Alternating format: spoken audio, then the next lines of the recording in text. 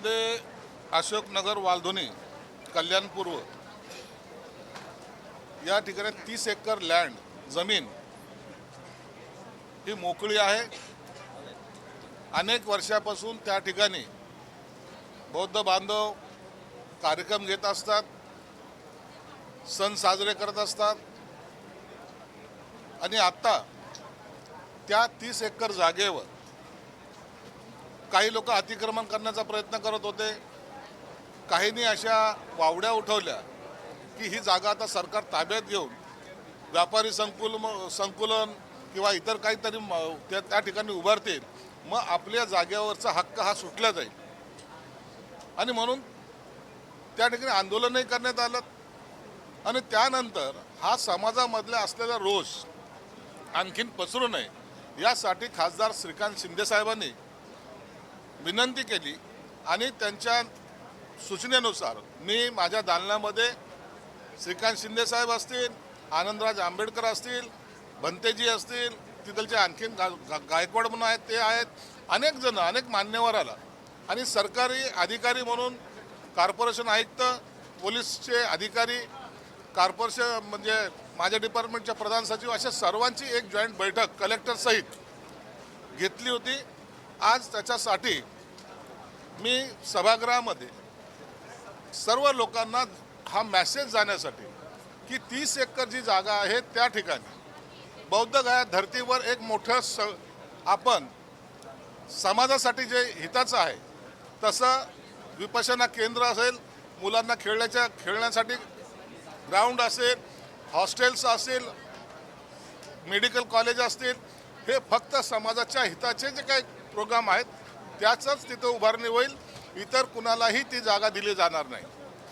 जी मागणी तिथलच्या फाउंडेशनने केलेली आहे की जागेवर सातबाऱ्यावर नाव लागावं यासाठी सुद्धा मी कलेक्टरांना सूचना दिलेल्या आहेत। जे काही कायदेशीर कारवाई करता येईल त्या संदर्भाचा अहवाल 2 आठवड्यामध्ये देण्याच्या सूचना त्यांना दिलेल्या आहेत। आज या सभागृहामध्ये बालाजी किनीकरने हा प्रश्न उपस्थित केला, त्याला उत्तर म्हणून सरकारकडून मी निवेदनसुद्धा केलेलं आहे। समाजामध्ये गैरसमज पसरवणं, कोणीतरी सांगतं की आता हे पुतळा पाडला, इथं असं केलं, असे वेगवेगळे जे काही रुमर उठवले जात आहेत त्या रुमरकडे कोणी लक्ष देऊ नये ही विनंती करण्यासाठी या माध्यमाच्या समोर आलेलं आहे। त्या ठिकाणी सभागृहामध्ये जे मी उत्तर दिलं त्या ठामपणे सांगितलेलं आहे, त्या 30 एकर जागेमध्ये कोणताही कमर्शियल वापर होणार नाही।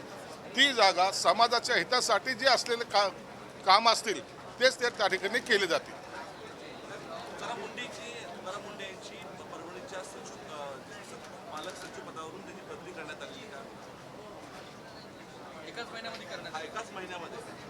पालक सचिव पद हे एवढं जरी महत्त्वाचं नाही, पालक सचिव वगैरे जे काय तिथलच्या ॲडजस्टमेंटनुसार केली गेली असेल, परंतु त्याला एवढं जास्त महत्त्व हे दिलं जात नाही। पालकमंत्री तिथं असतात म्हणून हे जास्त त्याला एक सहकारी असला पाहिजे म्हणून सचिव पदाचा तिथे नियुक्ती केली असते।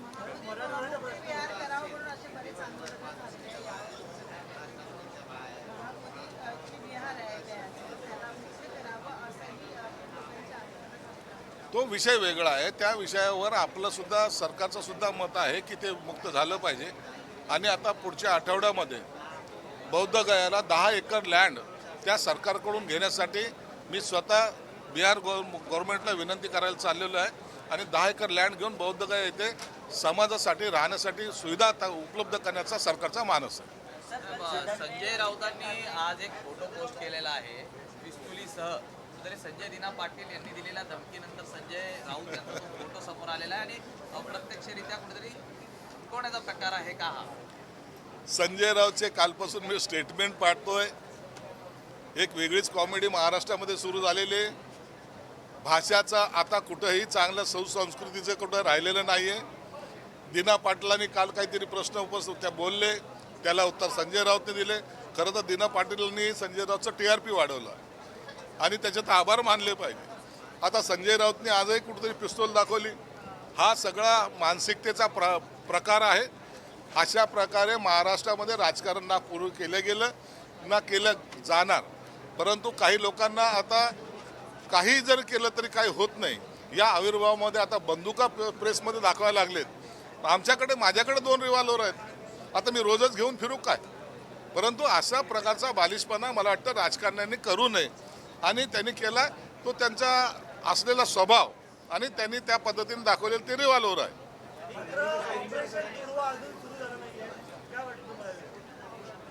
ते त्याचं मुहूर्त पाहत असतील ना, ऑपरेशन तुडवाचं मुहूर्त पाहत असतील. सुरू करावं ना कुठेतरी. कोण कुणाला तुडवतंय ते त्या टायमाला दिसून येईल.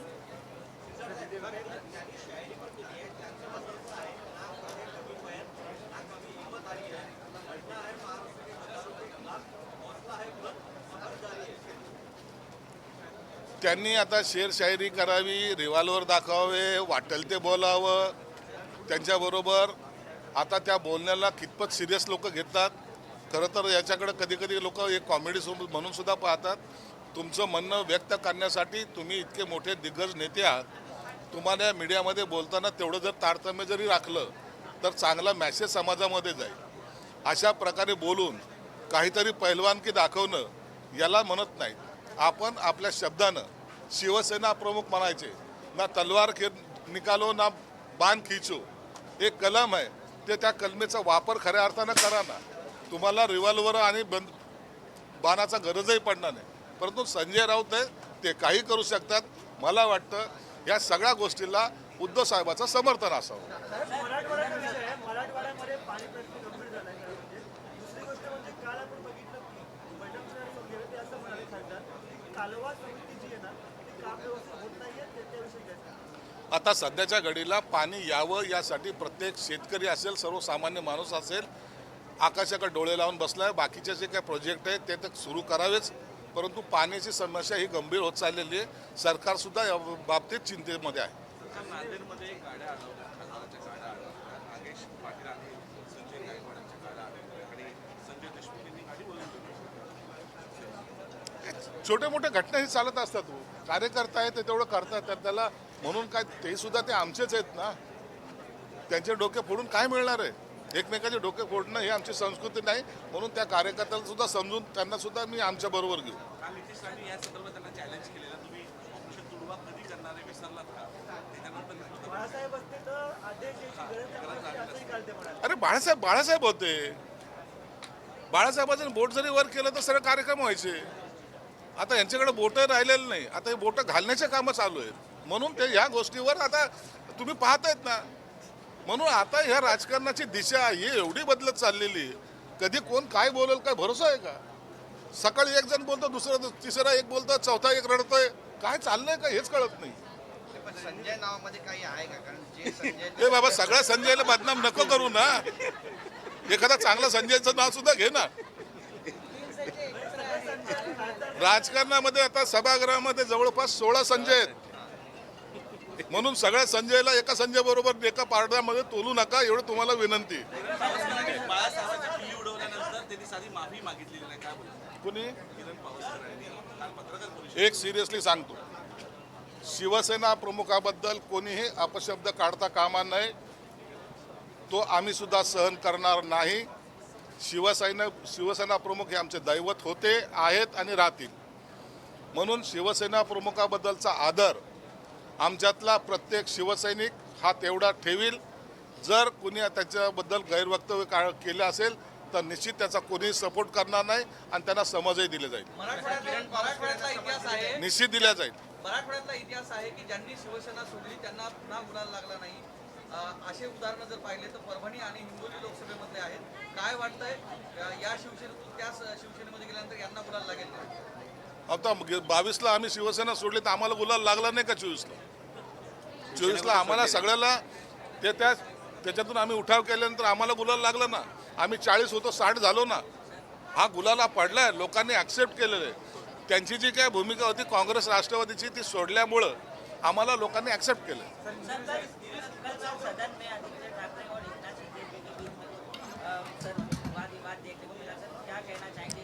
अरे आदित्य ठाकरे बच्चा है, उसके साथ क्या बात करेंगे? उसको अभी मैच्योरिटी आने के लिए अभी बहुत देर है. ऐसे बच्चों ने ऐसी बातें करना उचित नहीं है. तो भी अब उसको समझ आने में थोड़ी देर लगेगी. चलता है.